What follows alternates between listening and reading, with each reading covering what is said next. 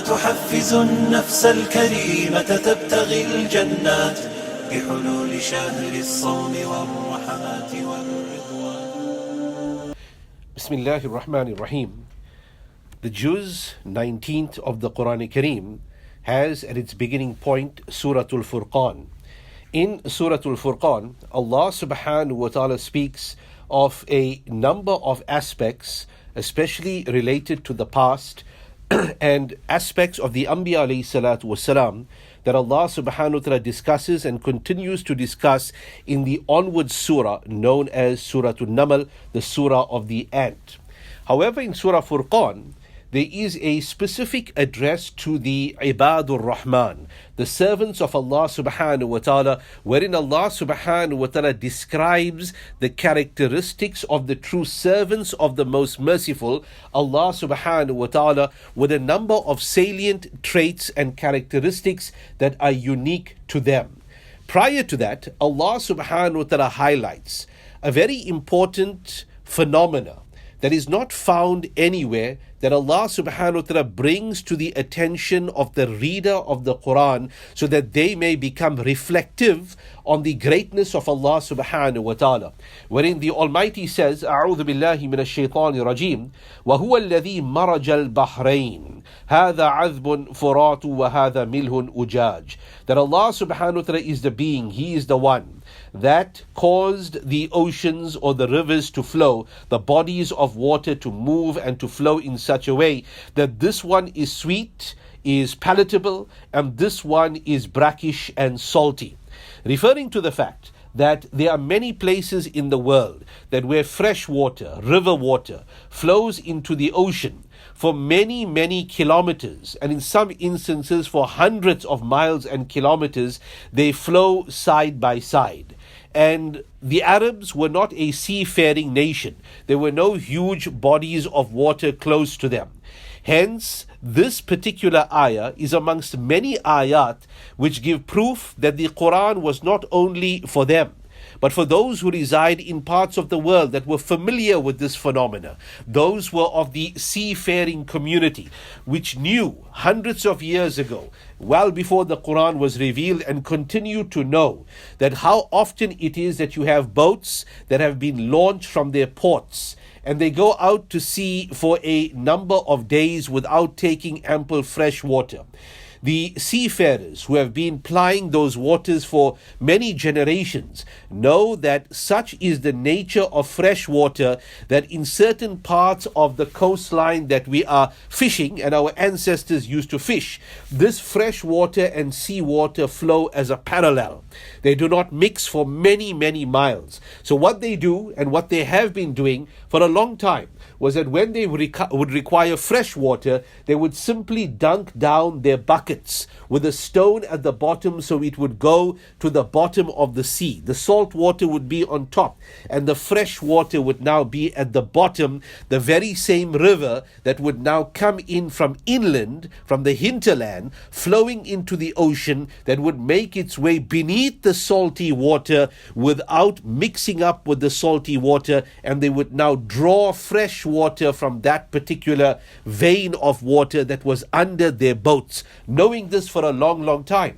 Allah subhanahu wa ta'ala shows this in how many examples, that if a person wishes to make an egg float directly in a cup of water, well, it's a child's normal science experiment that you fill one part with salt water, one part with non-salted water, and as a result, one will be lighter than the other. They will not mix, and as a result you can see that non-mixing taking place, and that egg will be perfectly in the middle. This is a common science experiment that people are quite used to. Allah subhanahu wa ta'ala points to this in a great phenomenon, inviting the human being to understand. وَجَعَلَ بَيْنَهُمَا, He created between these huge bodies of water such a barrier, hijra mahjura, such a divider, that it is of such a quality that it does not allow the waters to mix for a long, long, long time, so that you may benefit and you may utilize this phenomena as an opportunity to open the mind to the greatness of Allah Allah subhanahu wa ta'ala, that Allah subhanahu wa ta'ala is the master of your universe. You could not do this yourself, neither could it happen by accident. Where is this barrier? Who is this creator of this unseen barrier? Who is the maintainer of this barrier between the salt and the sweet water? It is but Allah subhanahu wa ta'ala. Thereafter, Allah subhanahu wa ta'ala addressing His servants by using the term Ibadur Rahman. The servants of Ar-Rahman are such, Yamshuna ala al-ardi hawna, that they walk upon the earth in such a way that they are humble. وَإِذَا خَاطَبَهُمُ الْجَاهِلُونَ, and when the ignoramuses, the fools of this world, attempt to speak to them, قَالُوا سَلَامًا. قَالُوا سَلَامًا does not necessarily mean that they say Assalamu alaikum or they greet them in a particular fashion. But قَالُوا سَلَامًا means in general that they take an exit strategy of peace, not wanting to fight, not wanting to engage, noting that it's not worth my time or my energy to engage an ignoramus type of person, that I will continue to do my work and my legacy will speak with regards to whether I am right or wrong, and there is, I will not be drawn into any futile type of engagements. In that discussion of Ibadur Rahman, towards the end of Surah Al-Furqan, Allah subhanahu wa ta'ala describes the servants of Ar-Rahman, of Allah subhanahu wa ta'ala, as such, وَالَّذِينَ يَقُولُونَ رَبَّنَا هَبْ لَنَا مِنْ أَزْوَاجِنَا. That amongst the du'as that they make, that they are those who say, the servants of Allah say, O Allah, grant us from our wives and our progeny قُرَّةَ أَعْيُنِ وَاجْعَلْنَا لِلْمُتَّقِينَ إِمَامًا, that grant us from our wives and progeny the coolness of our eyes.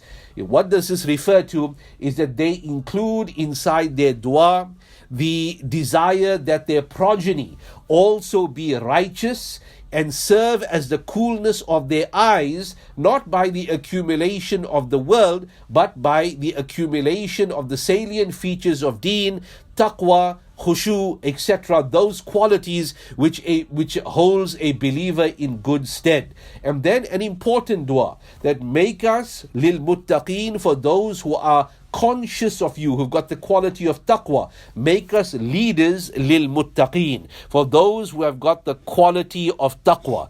Now what does this say here? That leadership is not necessarily something that a person should desire, but should the need be, because ultimately it is a human need that a person has to be, or there has to be somebody who is the Amir, who is put in charge, who is the Hakim, who is the Sultan. If that be the case, and we who fear you are put in charge of a group of people, let those people also be muttaqeen, so that they will not rebel against a righteous law that has been passed over them. And we see this here how often, that it may be the leader who wishes to institute the law of Allah subhanahu wa ta'ala, but the first line of opposition is not beyond his borders, it's not the kuffar and the disbelievers. Unfortunately, it comes from within. That the leader or the group of leaders may be such that they're inclined towards, let's say, the abolishment of interest or some other type of haram activity that takes place in a Muslim country or community.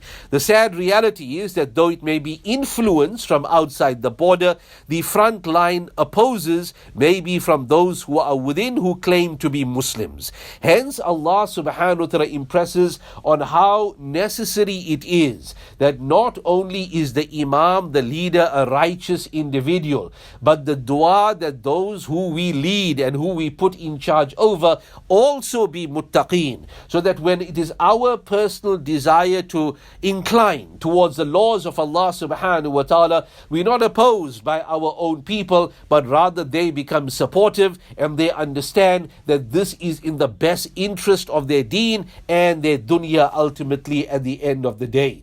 The juz 19 concludes with Surah An-Naml. And in Surah An-Naml, a number of the history or the incidences of the Anbiya alayhi salatu wasalam are discussed, including a special focus upon Sulaiman alayhi salatu wasalam. And Sulaiman alayhi salatu wasalam's encounter with the queen of Saba, with the queen of Sheba, who historically is known as Bilqis, and that is a historical account of her name, and much of it is relayed in the previous scriptures. The Quran does not necessarily fixate upon the identity or the end result of that particular meeting, as has been speculated and spoken about in many historical events, because that's not the nature and the idea of the Quran. It's not a book of history, although aspects of history are included inside there. Rather, a point of focus that Allah subhanahu wa ta'ala addresses is the interaction that Sulaiman alayhi salatu wasalam had with with ants. Whilst he was traveling, Sulaiman alayhi salatu wasalam was such that he was blessed with the ability to communicate and knowing the language of even the creatures and the jinnat within his kingdom. And he overheard the conversation of an ant that addressed her colony of ants, wherein Allah subhanahu wa ta'ala says, Hatta idha ataw ala wadin naml, until Sulaiman alayhi salam came, his army came, his junud, his army came upon a valley of ants. Qalat namlatun, a female ant said. And look at the wisdom of Allah subhanahu wa ta'ala. At the time that this Quran is being revealed, the gender of the workers in a colony were unknown. Right? It's only modern science in the last 100 years or so that are now able to tell us, for example, in a beehive, the queen is your single female, and then you have drones and they belong to this gender, and there are those that belong to another gender. And in the case of many species of ants, that all the workers are in fact females, but yet you have an alpha female of the queen ant that now is the only one that now lays the eggs. And this description here, which the Quran gives, is absolutely apt of how an ant colony operates. And this is from the great, the foresight that Allah subhanahu wa ta'ala has in His deen, and the great proof that Allah subhanahu wa ta'ala's kitab is min Allah without any doubt. Walhamdulillah. A ant says, or she addresses her colony by says that, Ya ayyuhan namlu, that, oh group of ants, enter your houses so that Sulaiman and his army does not trample you underfoot. Wahum la yash'urun, and they don't even know that they are trampling you underfoot because you are so small and they are so big. Sulaiman alayhi salatu wasalam hears this conversation or this announcement of the singular ant. He smiles, he laughs, and he acknowledges that, oh Allah subhanahu wa ta'ala, I show gratitude to you that this ni'mah of being able to understand the conversation of these creatures is a great ni'mah and a bounty unto you. There is a great wisdom inside the announcement of that ant also, which a Muslim should take heed, and that is that it is a desirable quality that wherever danger is headed towards a community, that one person takes it upon themselves to make an announcement and to warn. Now we may consider this here to be what? Common sense. That danger is coming, you're supposed to warn. We will realize, or we will understand, especially in the modern world, that how reclusive people are, that they don't care whether there's danger coming, there's whether I need to self-sacrifice in the interest of my community, of announcing a danger that comes to them. It's very rare, although it should be common sense, but in fact it is very rare in the hedonistic world that we are living today, that people think of even making an announcement of impending danger. They may run themselves, but them turning around and warning others and knocking on the doors that people should wake up and start moving, that in fact is a rarity and a minority of people who are even willing to do so, I suppose, at any time for that matter.